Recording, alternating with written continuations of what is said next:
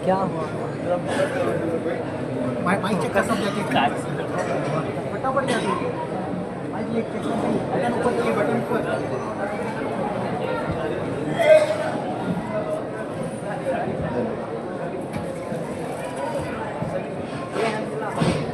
Button ऊपर अरे सल्लू उसको बोल बटन ऊपर ही कर रहे हैं क्या कर रहे हैं बटन ऊपर है हाँ बटन ऊपर करिए इसको ढूंढ रहे हैं कैमरा बंद हो जाते टिक करे एक रहा थे बीच में।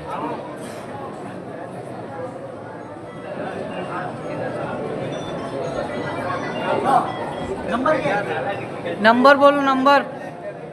हेलो हेलो चालू हो गया हाँ तो आ जा यहाँ पे अस्सलामु अलैकुम वरहमतुल्लाहि वबरकातुहू। वालेकुम सलाम व रहमतुल्लाहि व बरकातुहू। अरमान भाई खैरियत तो है, बड़े गुस्से में हैं।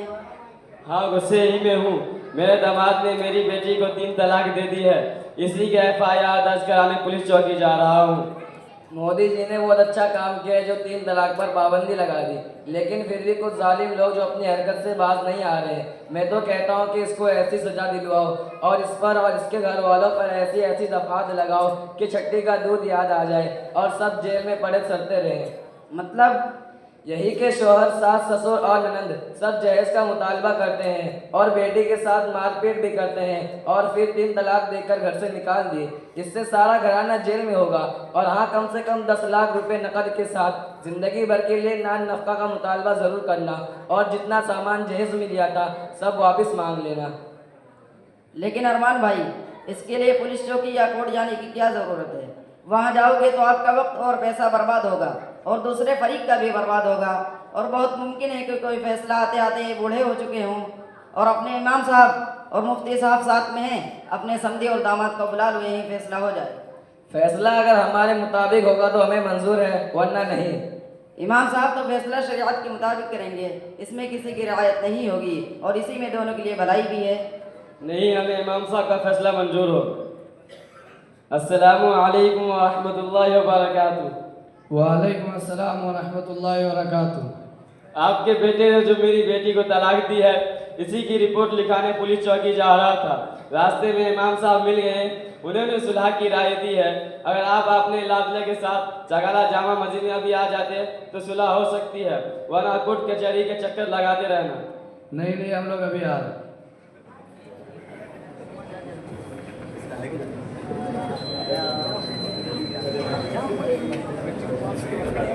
खड़े रहे टिक खाली करो बंद ना हो दियो कैमरा बंद है यार। अस्सलामु अलैकुम व रहमतुल्लाहि व बरकातुहू। वालेकुम अस्सलाम व रहमतुल्लाहि व बरकातुहू।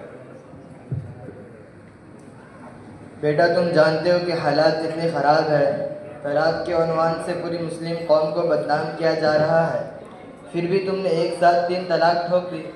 कुछ मसाइल थे तो बर्दाश्त कर लेते, हर घर में कुछ न कुछ मसाइल रहते हैं, लेकिन एक दूसरे को बर्दाश्त करना पड़ता है, तभी जाकर ज़िंदगी की गाड़ी आगे चलती है। इमाम साहब, तलाक देने पर मैं बहुत शर्मिंदा हूँ, लेकिन ये सब कुछ अचानक नहीं हुआ, बल्कि जब से वो हमारे घर आई है तब से रोज़ लड़ाई झगड़ा घर का मामूल बन गया है।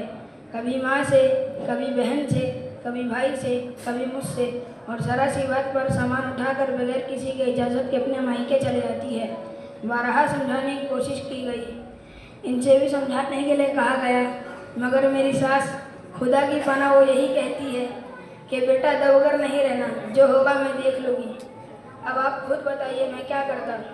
और इमाम साहब, मैं वादा करता हूँ अगर वो माफ़ी मांग ले और नेक बीवी की तरह रहना गवारा कर ले तो मैं हलाला करा के उससे दोबारा निकाह कर सकता हूँ। अस्तगफिरुल्लाह। बेटा, हलाला एक इत्तफाक़ी अमल है। प्लानिंग के साथ ये अमल करना कि इस औरत से दूसरा इसलिए निकाह करे ताकि उसके साथ एक रात गुजार कर वो तलाक दे दे और इद्दत गुजरने के बाद फिर तुम उससे निकाह कर लो। इससे औरत तुम्हारे लिए हलाल तो हो जाएगी, मगर बहुत ही गुनाह का काम है। ऐसे लोगों पर रसूलुल्लाह सल्लल्लाहु अलैहि वसल्लम ने लानत फरमाई है, जो दूसरों के लिए हलाला करते हैं या जिनके लिए हलाला किया जाता है। और इससे इस्लाम की भी बदनामी होती है और ये एक तरह से औरत को सज़ा देना हो गया, जबकि ये हुक्म औरत के तहफ़्फ़ुज़ और शौहर को सज़ा देने के लिए था। दरअसल ज़माने जाहिलियत में तलाक़ की कोई हद नहीं थी। आदमी बीवी को परेशान करने के लिए उसे तलाक़ देता और इद्दत गुजरने से पहले रुजू कर लेता, उसके बाद फिर तलाक़ देता और सिलसिला लंबे ज़माने तक चलता रहता। इस तरह वह औरत न शौहर वाली रहती और न ही उससे अलग होकर दूसरा निकाह कर सकती थी। और इस तरह के वाक़यात नबी करीम सल्लल्लाहु अलैहि वसल्लम के ज़माने में भी पेश आए तो कुरान ने तलाक़ की एक हद मुकर्रर कर दी कि अगर कोई शख्स अपनी बीवी को 3 तलाक़ देता है, चाहे एक साथ या अलग अलग मौके से, फिर वो न रुजू कर सकता है और न ही उससे निकाह कर सकता है। इस तरह वह औरत अपने शौहर के जुल्म सितम से महफूज हो जाएगी और उससे आज़ाद होकर दूसरा निकाह कर सकती है। अलबत्ता अगर उसको दूसरी जगह भी तलाक़ हो जाती है या वो बेवा हो जाती है, फिर दोनों अपनी रजामंदी से निकाह करना चाहे तो कर सकते हैं। देखो इमाम साहब, हम अपनी बेटी अब इनके यहाँ किसी सूरत में नहीं भेज सकते। हम सिर्फ ये चाहते हैं कि अब हमें इनसे 10 लाख का मुआवजा और ताहयात नफ़का के तौर पर माहाना कम से कम 20,000 रुपये दिलवा दें। 10 लाख रुपए किस चीज़ के और माहाना 20,000 किस चीज़ के? ये माना कि इद्दत के दौरान और इद्दत के बाद शौहर के ज़िम्मे कुछ वाजिबात हैं, लेकिन 10 लाख जैसी बड़ी रकम और ताहयात नान नफ़ा वो भी 20,000 रुपये, इस तरह का मुतालबा बिल्कुल गलत है। अरे गलत वलत कुछ नहीं होता है। जब इसने इतना गलत काम किया है तो हम क्यों ना करें। अब वो लड़की क्या करेगी, कहाँ से इसके रहने सहने और खाने पीने का नज़्म होगा। बाप ने तो सब कुछ इसकी शादी में लगा दी, भाइयों का क्या भरोसा। मैं तो कहता हूँ कि मोदी जी को तलाक पे ही पाबंदी लगा देना चाहिए ताकि इसकी नौबत ही ना आए। अरे ये तो चाय से ज़्यादा केतली गर्म है। क्योंकि ये लड़की के फूफा है। दरअसल ये लड़की के फूफा है और हमेशा फूफा गलत ही करते हैं। लेकिन तलाकशुदा औरतों के मसाइल का हल तो होना चाहिए, क्योंकि तलाक के बाद मायके में भी उसकी कोई इज्जत नहीं रहती। जब तक माँ बाप जिंदा है किफ़ालत कर लेते हैं, उनके बाद बेचारी मारी मारी फिरती है। कोई भी उनकी खबरगिरी को तैयार नहीं होता, हत्ता कि भाई लोग भी घर से निकाल देते हैं और अगर अपने साथ रखते हैं तो नौकरानी बना कर ही रखते हैं। इस्लाम चूँकि एक हमा गैर मज़हब है तो उसमें तलाक देने के उसूल और तलाक के बाद मुतल्लका औरतों के हुकूक के सिलसिले में रहनुमाई ज़रूर होगी, क्योंकि हुजूर पाक सल्लल्लाहु अलैहि वसल्लम के ज़माने में भी तलाक के वाक़यात पेश आए हैं। अरे भाई, इस्लाम में तो इस पर बड़ी तफसील से बात की गई है।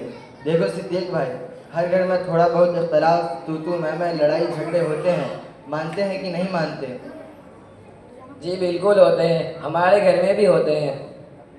लेकिन ये लड़ाई झगड़े कभी कभी इस हद तक पहुंच जाते हैं कि दोनों का साथ रहना मुश्किल हो जाता है, ज़िंदगी जहन्नम बन जाती है।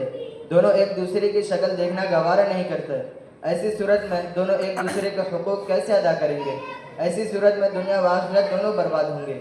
और ऐसा नहीं ये सिर्फ मुसलमानों के मसाइल है, बल्कि इस तरह के हालात हर कौम और हर मज़हब में पैदा होते हैं। लेकिन जिन कौमों और मज़ाहिब में तलाक है ही नहीं, या तलाक है तो लेकिन लोगों ने बहुत मुश्किल बना दिया है, तो वो बेचारे कितने परेशान रहते हैं कि साथ भी रह नहीं सकते और अलग भी नहीं हो सकते। मजबूरन जिनसी ख्वाहिशात की तकमील के लिए दोनों अलग अलग रास्ते ढूंढ लेते हैं। बसा औक़ात एक दूसरे को रास्ते से हटाने की कोशिश भी की जाती है, कत्ल गारत गरी की नौबत आ जाती है, जिसका समाज में बहुत बुरा असर पड़ता है। और अगर साथ में बच्चे भी हैं तो इन्हीं हालात को देखते हुए जवान होते हैं, भला उनसे किसी भलाई की उम्मीद कैसे की जा सकती है।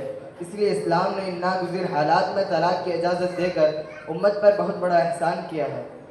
लेकिन लड़ाई झगड़े का सबब हमेशा औरत ही नहीं होती, मर्द भी लड़ाई का सबब बनते हैं। तो फिर सिर्फ मर्द को ही क्यों तलाक देने का इख्तियार दिया गया?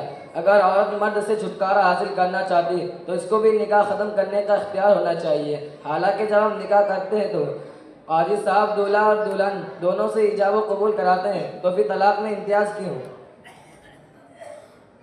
बात तो पॉइंट की है, लेकिन देखो हम यहाँ इतने लोग हैं, अल्लाह के फजल से सब शादीशुदा और बाल बच्चे वाले हैं। हमें घरेलू हालात का तजुर्बा भी है। हम सभी जानते हैं कि औरतें जज्बाती होती हैं, उनके फैसले अंजाम को सोचे बगैर होते हैं।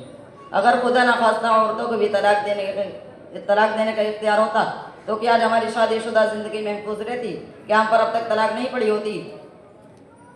ज़रूर, लेकिन बसा औक़ात औरत खुद अपने शौहर के साथ नहीं रहना चाहती तो इसको भी निकाह ख़त्म करने का इख्तियार होना चाहिए।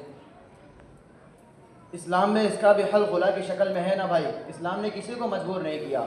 अगर बीवी अपने शौहर के साथ नहीं रहना चाहती तो वो अपने शौहर से खुला ले ले।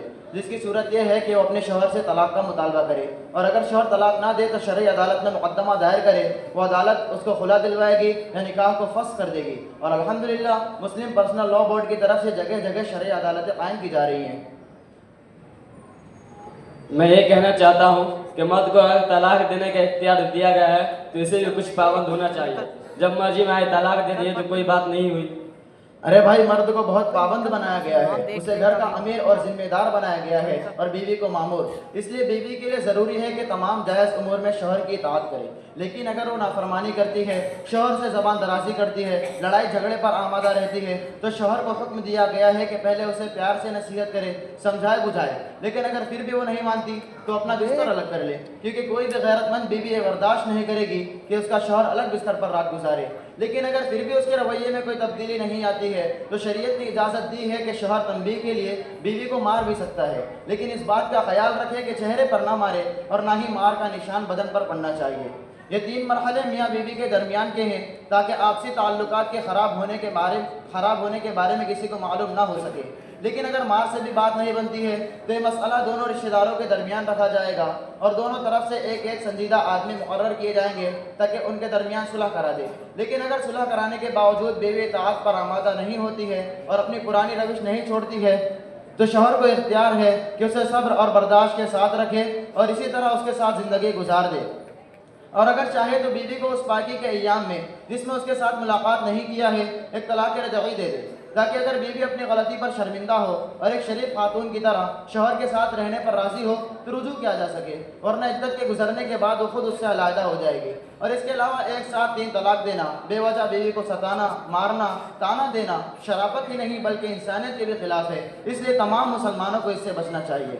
और रह गई बात 3 तलाक में पाबंदी की, तो ये हुकूमत की मुस्लिम पर्सनल लॉ में खुल्ला मुदाखलत है, क्योंकि शरीयत का हुक्म यह है कि 3 तलाक के बाद मियाँ बीवी एक साथ नहीं रह सकते और हुकूमत ये कहती है कि तलाक वाक़ई ही नहीं हुई, यानी दोनों एक साथ रहेंगे। मजीद बरस शौहर पर 3 साल की सज़ा भी लगा दी और नान नफका भी लाजिम कर दिया, जिस पर सुप्रीम कोर्ट भी हैरान है कि जब जुर्म ही नहीं हुआ तो सज़ा किस बात की, और जब शौहर जेल में रहेगा तो साथ भी नहीं रह सकते और इस दौरान शौहर नान नफका कहाँ से अदा करेगा। इसलिए इस चूचू के मुरब्बे वाले कानून से उलझने बड़ी हैं। मुस्लिम खवातीन को इंसाफ दिलाने के नाम पर उनके साथ बड़ी नाइंसाफी की है। इसलिए हमको इस बेहुदा अमल से मुकम्मल परहेज करना चाहिए ताकि टकराव की नौबत ही ना आ सके।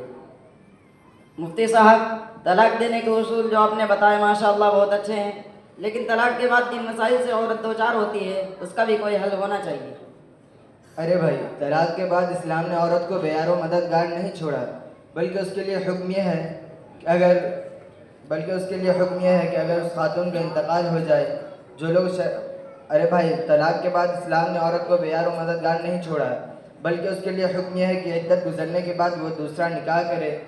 और घर वालों के लिए ज़रूरी है कि जिस तरह कुंवारी बच्चियों की शादी की फ़िक्र करते हैं, इसी तरह वो मुतल्लका या बेवा औरत के निकाह की फ़िक्र करें। अरे इमाम साहब, आप क्या बात कर रहे हैं? अभी इद्दत गुजरी नहीं कि दूसरा निकाह, दुनिया क्या कहेगी? आपने तो बेवा के भी जिक्र कर दिया, तो क्या इद्दत गुजरते हुए भी दूसरा निकाह कर ले? क्या हुजूर सल्लल्लाहु अलैहि वसल्लम के ज़माने में ऐसा होता था? क्यों नहीं, हुजूर सल्लल्लाहु अलैहि वसल्लम के ज़माने में इद्दत गुजरने से पहले निकाह के पैगाम आने लगते थे। इसलिए कुरान को मना करना पड़ा कि इद्दत गुजरने से पहले निकाह के पैगामात न भेजा करें। रह गई दुनिया की बात, तो उसकी कब तक फिक्र करते रहेंगे? उनके बेटी को तलाक हुई, कोई इस मुसीबत की घड़ी में उनके साथ नहीं खड़ा होगा, कोई एक वक्त का खाना नहीं खिला सकता। हाँ, बातें बनानी हो, ताने देने हो तो लोगों के पास उसकी फुर्सत बहुत है। इसलिए आप दुनिया की फिक्र मत करें। अगर इस्लामी अहकामात पर अमल करने से अल्लाह ताला की रज़ा मिल जाए तो दुनिया के नाराज़ होने से कोई फ़र्क नहीं पड़ता।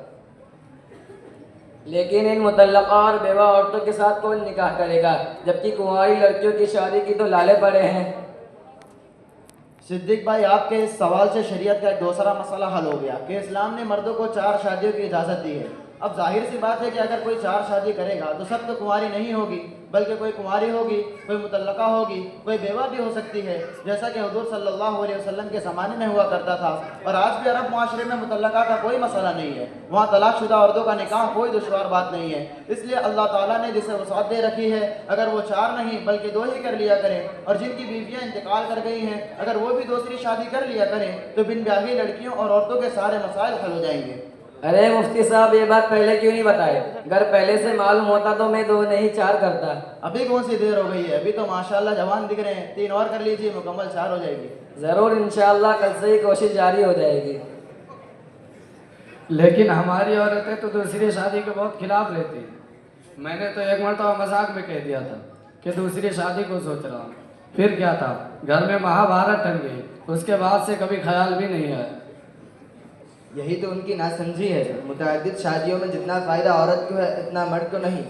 हर औरत यही कहती है, मैं अकेले क्या क्या करूं, तुमको संभालूं, तुम्हारे माँ बाप को संभालूं या तुम्हारे बच्चों को संभालूं। अब अगर वही काम 2-3 मिलकर करे तो हर एक पर काम का बोझ कम हो जाएगा। और हर औरत को मायके जाने की बड़ी फिक्र रहती है, लेकिन बेचारी इसकी वजह से नहीं जा पाती कि आदमी को खाना पानी कौन देगा। और जब कई बीवियाँ रहेगी बेफिक्र होकर अपने मायके में रह सकेगी, और ये भी डर नहीं रहेगा कि मेरी गैर हाजिरी में शौहर कहीं गलत रास्ते पड़ना पड़ जाए, क्योंकि जिसकी कई बीवियाँ रहेगी वो उन्हीं में उलझा रहेगा। उसके गलत रास्ते पर पड़ने के इम्कानात न के दर्जे में होते हैं।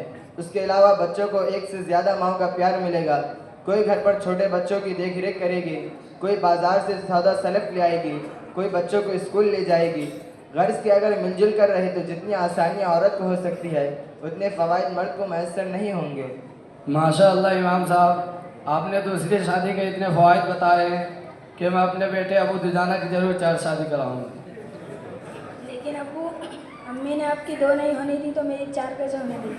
अरे तेरी बात अलग है, जब रात में 4-4 बहुएं पैर दबाएंगी तो कहेगी, खुदाया तूने 4 क्यों की इजाज़त दी है, कम से कम 6 की देते तो हाथ भी दबा। लेकिन हालात ऐसे हैं कि जिनकी बीवियाँ 40-50 साल की उम्र में इंतकाल करती हैं तो बेटों और बहुओं के दबाव में शादी नहीं कर पाते। हालांकि बड़े बूढ़ों से सुना है कि जवानी से ज़्यादा बुढ़ापे में लाइफ पार्टनर की ज़रूरत होती है। बिल्कुल आपने सही सुना है। पहले ज़माने में पोते पोतियाँ, नवासे नवासियाँ सब दादा दादा के पास जमा होते थे और उनसे कहानियाँ सुनते थे, इसी में उनका दिल बहल जाता था। लेकिन अब तो उनका दुख दर्द सुनने वाला कोई रहा ही नहीं। बड़े लोग अपने अपने कामों में मशगूल रहते हैं और बच्चे मोबाइल में। इसलिए आज के ज़माने में लाइफ पार्टनर की ज़रूरत और बढ़ गई है, जो अपना दुख दर्द एक दूसरे को बांट सके, एक दूसरे की खिदमत कर सके और एक दूसरे के लिए सहारा बन सके। इसलिए अगर इस उम्र में औलाद के सहारे नहीं है बल्कि अपनी जायदाद, कारोबार या आमदनी का कोई जरिया है तो जरूर दूसरा निकाह कर लेना चाहिए। और घर वालों को निकाह से रोकने का कोई हक नहीं, बल्कि उनको हौसला दिलाने की जरूरत है। ये बात तो समझ में आ गई कि तलाक की इद्दत गुजरने के बाद निकाह कर लेना चाहिए। और औरत के पास छोटे बच्चे हों या किसी और वजह से निकाह की शक्ल नहीं बन पा रही तो ऐसी सूरत में पहले शौहर से नाम नफ़ा का मुतालबा तो किया जा सकता है कि जब तक दूसरी शादी न हो जाए उनकी ज़रूरत का इंतजाम पहला शौहर ही करे, वरना कौन इसकी देख रेख करेगा, ख़ास तौर पर उस वक्त जबकि उसके माँ बाप दुनिया से चले गए हो। नहीं अरमान भाई, ये बिल्कुल गलत है कि पहले शौहर को इद्दत के बाद भी नाम नफ़े का मुकल्लफ बनाया जाए। ये किसी भी एतबार से सही नहीं हो सकता। वो कैसे? वो इसलिए कि इस्लाम में एक का नफ़क़ा दूसरे पर वाजिब होता है। उसकी 3 बुनियादें हैं। नंबर 1, क़राबत यानी रिश्तेदारी की बुनियाद पर, जैसे माँ बाप औलाद पर या औलाद माँ बाप पर, या एक रिश्तेदार दूसरे रिश्तेदार पर खर्च करते हैं। नंबर 2, मिल्कियत की बुनियाद पर, जैसे पहले के ज़माने में जब ग़ुलाम और बांदी का रिवाज था तो मालिक के लिए ज़रूरी था कि वो अपने ग़ुलाम और बांदी पर हस्ब हैसियत खर्च करे। इसी तरह आज भी जो कोई जानवर पालता है तो उसके दाना पानी और दवा दारू का इंतज़ाम करना उसके लिए ज़रूरी है। नंबर 3, हब्स यानी कोई किसी की वजह से कैद और पाबंद हो जाए, जैसे कोई मुलाजिम अपनी मुलाजिमत के औकात में अपनी आजिर के लिए पाबंद हो जाता है, इसी बुनियाद पर आजिर उसको मजदूरी देता है। या जैसे कोई मुलाजिम अपनी कंपनी और इदारे का पाबंद हो जाता है, मुलाजिमत के औकात में अपना कोई काम या दूसरे कंपनी का कोई काम नहीं कर सकता, इसी बुनियाद पर उसको तनख्वाह मिलती है। इतना समझ गए? जी समझ गया कि 3 बुनियादों पर एक का नफ़ा दूसरे पर वाजिब होता है, रिश्तेदारी, मिल्कियत और हब्स। गुड। अब देखना यह है कि एक शौहर अपनी बीवी पर किस बुनियाद पर खर्च करता है। क्या रिश्तेदारी की बुनियाद पर? नहीं, क्योंकि इज़्दिवाजी रिश्ता खूनी रिश्ते की तरह अटूट नहीं होता, बल्कि ज़बान के बोल से ही वजूद में आता है और ज़बान के बोल पर ही ख़त्म हो जाता है। क्या मिल्कियत की बुनियाद पर? नहीं, क्योंकि इस्लाम में शौहर बीवी का मालिक नहीं होता, बल्कि दोनों निकाह के दो फरीक और ज़िंदगी में एक दूसरे के रफ़ीक होते हैं। और जिस तरह बीवी पर शौहर के हुकूक हैं, उसी तरह शौहर पर बीवी के भी हुकूक हैं। अलबत्ता इस्लाम से पहले बाज़ समाज में बीवी को शौहर को बीवी का मालिक तस्वुर किया जाता था, और हमारे यहाँ बिरादरान वतन में भी इसका तस्वुर मौजूद है। इसलिए शौहर के मरने के बाद बीवी को भी उसकी चिता में जला दिया जाता था, क्योंकि मालिक होने के नाते तलाक के जरिए निकाह से अलग होने का कोई तस्वुर नहीं था। इसलिए उनके यहाँ ये बात हैरत अंगेज़ हो सकती है कि निकाह की वजह से वाजिब होने वाले नफ़क़े से औरत क्यों कर महरूम हो सकती है। लेकिन इस्लाम ने एक हद तक दोनों को मुसावी दर्जे के हुकूक दिए हैं, इसलिए शौहर के मालिक होने का कोई तस्वुर ही नहीं। बहरहाल एक शौहर मालिक होने के नाते अपनी बीवी पर खर्च नहीं करता, बल्कि तीसरी शक्ल यानी हब्स की बुनियाद पर बीवी का नफ़क़ा शौहर पर वाजिब रखा गया है। बीवी घर की देखभाल, बाल बच्चों की परवरिश और उमूर खानादारी के लिए गोया महबूस है, इसलिए बीवी का नफ़क़ा शौहर पर वाजिब रखा गया है। लेकिन तलाक की इद्दत गुजरने के बाद वो शौहर की कैद से आज़ाद हो गई। वो दूसरा निकाह कर सकती है, शरीयत के दायरे में रहते हुए तिजारत कर सकती है, मुलाजमत कर सकती है। इन कामों के लिए ना उसे शौहर की इजाज़त की ज़रूरत रह गई, ना ही शौहर को रोकने का इख्तियार रह गया। तो आप खुद फैसला कीजिए कि आखिर शौहर के ज़िम्मे किस बुनियाद पर बीवी का नफ़क़ा वाजिब करेंगे। और अक़ली और समाजी एतबार से साबिक़ शौहर पर इद्दत गुजरने के बाद नफ़क़ा वाजिब नहीं किया जा सकता, क्योंकि जब एक मजदूर किसी के यहाँ मजदूरी बंद कर दे तो वो उजरत का मुस्तहिक नहीं हो सकता। कोई मुलाजिम अपनी कंपनी और इदारे से मुलाजिमत सुबुकदोश हो जाए या कंपनी खुद उसे निकाल दे तो वो तनख्वाह का मुस्तहिक नहीं हो सकता। तो बीवी और शौहर का निकाह का ताल्लुक़ ख़त्म होने के बाद नानो नफ़क़ा की मुस्तहिक क्यों कर हो सकती है। नीज़ अगर मर्द को मालूम हो जाए कि उसके दिल में नफ़रत के जज्बात उभरेंगे और इस ज़िंदगी भर की सज़ा से नजात पाने के लिए गैर कानूनी रास्ता अपनाएंगे, इसलिए कानूनी रास्ते को इतना मुश्किल नहीं बनाना चाहिए कि लोग को गैर कानूनी रास्ता अपनाने पर मजबूर हो। और ये भी हकीकत है कि बाज़ औरत बदकिमाश और बीमार जहन की होती है, वो अपनी मुफ्सिदाना हरकतों से अपने शौहर को तलाक देने पर मजबूर करेगी और तलाक के बाद साबिक़ शौहर से इंतकाम की खातिर उससे नानो नफ़क़ा लेते रहेगी और दूसरे निकाह से एतराज़ करके बेराह रवी को तरजीह देगी। चलो ये बात तो समझ में आ गई कि इद्दत के बाद साबिक़ शौहर पर नान नफ़क़ा को लाजिम करना शरीयत और अक़ल दोनों के ख़िलाफ़ है। लेकिन सवाल फिर भी अपनी जगह बाकी है कि अगर मुतल्लका औरत किसी वजह से दूसरा निकाह करने से माज़ूर हो तो उसकी किफ़ालत कौन करेगा। इस्लाम ने इसका भी हल बताया है। सबसे पहले शौहर को हुक्म दिया गया है वलिल मुतल्लक़ाति मताउन बिल मारूफ़, यानी शौहर के लिए ज़रूरी है कि जिस औरत के साथ उसने ज़िंदगी के अय्याम गुजारे हैं और ज़िंदगी के रास्ते में उसे तन्हा छोड़कर उसके साथ बेवफाई की है, उसकी तलाफ़ी के लिए अपनी हैसियत और ज़र्फ़ के मुताबिक यकमुश्त कुछ रकम उस मुतल्लका को दे, जिसे मता कहा जाता है। वो मुतल्लका उस रकम को तिजारत में भी लगा सकती है और कुछ दिनों के लिए उसकी ज़रूरियात के लिए काफ़ी होगा।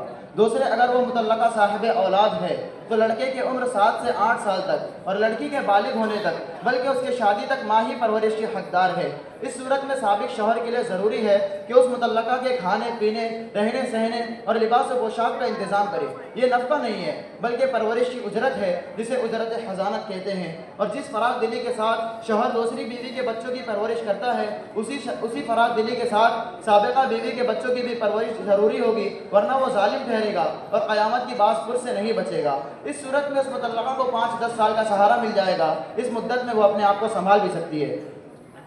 और अगर वो मुतल्लका साहिब औलाद नहीं है तो ये बात याद रखनी चाहिए कि निकाह की वजह से औरत का अपने ख़ानदान से रिश्ता मुनक़ते नहीं होता, इसलिए वो अपने माँ बाप और बाज़ औक़ात भाई और चचा वगैरह से मेराथ की हक़दार होती है। इस सिलसिले में उसूल यह है कि अगर उस खातून का इंतकाल हो जाए तो जो लोग शरअन उसके वारिस होंगे उन्हीं अज़्ज़ा पर हस्ब मरातिब उसका नफ़क़ा वाजिब होगा। सबसे पहले उसके बाप की ज़िम्मेदारी बनती है कि वो उसकी किफ़ालत करे, और अगर बाप मौजूद ना हो या किफ़ालत करने के लायक ना हो तो ख़ानदान के लोग को इज्तिमाई तौर पर इस ज़िम्मेदारी को अंजाम देना चाहिए। ये कोई उनकी तरफ से एहसान नहीं बल्कि शरई फरीज़ा है, वरना इंदल्लाह सबके सब जवाबदेह होंगे। क्या ही बेहतर हो कि मुस्लिम समाज में ख़ानदान का एक इज्तिमाई निज़ाम तकाफुल हो, जैसे दादा के तहत आने वाले 2 पुश्ते, मसलन चंद बेटे, पोते, नवासे वगैरह, जिनकी तादाद आराम से 10 तक पहुँच सकती है। अगर ये अपनी आमदनी का एक हिस्सा जमा करके, चाहे वो ज़कात ही क्यों ना हो, घर की उन ख़वातीन पर खर्च करे जो तलाक या बेवगी का शिकार हो, तो उनके बेसहारगी को दूर कर सकते हैं और इस्लाम पर किसी को उंगली उठाने का मौका भी नहीं मिलेगा। इमाम साहब और मुफ्ती साहब, आप हजरत का बहुत बहुत शुक्रिया, आपने हमारी रहनुमाई फरमाई, बहुत से मसाइल के इल्म भी हुआ और मुकदमात वगैरह में पढ़ने से बचा लिया, वरना हम भी परेशान रहते और सगीर भाई और उनके घर वाले भी परेशान रहते और हमारी तरफ से बहुत बड़ा जुल्म हो जाता। बेटी तो मुतल्ला का हो चुकी है, और कोई अच्छा रिश्ता होगा तो जरूर बताइएगा। इंशाअल्लाह ज़रूर बताऊँगा। जी 10 लाख रुपया और माना 20,000 रुपये का नुकसान हुआ है, लेकिन आप हजरात की रहनुमाई से बहुत सबक मिला।